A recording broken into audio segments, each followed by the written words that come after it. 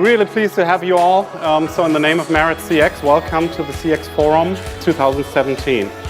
The topic that I would like to discuss is really the economics of creating customer loyalty, something that we get horribly wrong most of the time. And hopefully this is something that will have a lot of real practical application as you go back and look to really set your agendas as the agenda for the organization where you work. Today the presentation made by Bain on materializing a return on investment of a customer experience is something that definitely is an interesting part to take back. The Nissan speaker was important to me. So important as a moment to share the practice and also to think at the future. The other interesting thing is when a customer manages to go through the flow and at the end buys the car and we deliver the car to the customer, the handover satisfaction and the overall satisfaction are very much correlated.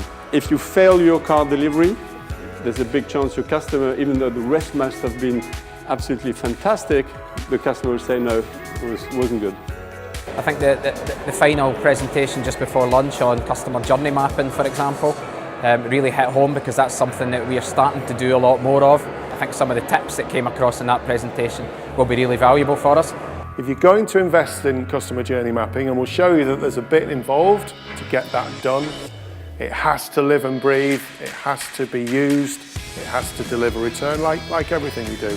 Visual representation of the map is key to that. I always had in my head customer journey mapping as almost being a process map, but actually from what I've seen, actually it's nothing like that.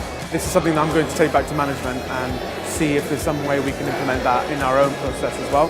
With issues that we're facing, it's really nice to see that we're not alone, that they are actually endemic across different industries, and it's good to learn. I'm here today because I'd like to join customer experience professionals, and I'd love to tell my story because I know it's a relatively different story than others. So it's nice to share that and get some feedback on what we're doing.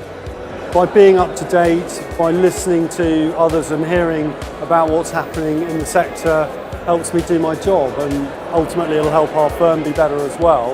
Really interesting to hear what others are struggling with, and some of it we have solved, some others we have in front of us. Very impressive, very eye-opening. More importantly, hearing from a different perspective from Charlotte on the behavioral patterns of the people.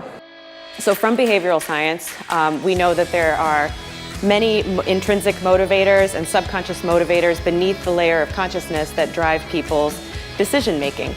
Well, I've certainly learned something. So if that's what you want to do, and if you want to understand a bit about best practice and latest thinking on how to deal with customers, then it certainly seems like a worthwhile venue to make time for. I found it a great opportunity to network basically and share some challenges, look for some solutions with other people doing similar kind of work to me. I've got pages of notes. You know, about halfway through I thought, oh, I've got already more than 3 good things, and now I have so many I can't even go back and remember what I wrote at the beginning. We're shaping the future of what this discipline looks like at conferences like these with peers in the industry, and that group really needs to kind of work together to continue to drive what best practice is so that we can get a better seat at the table with executives, with board members, at our respective companies.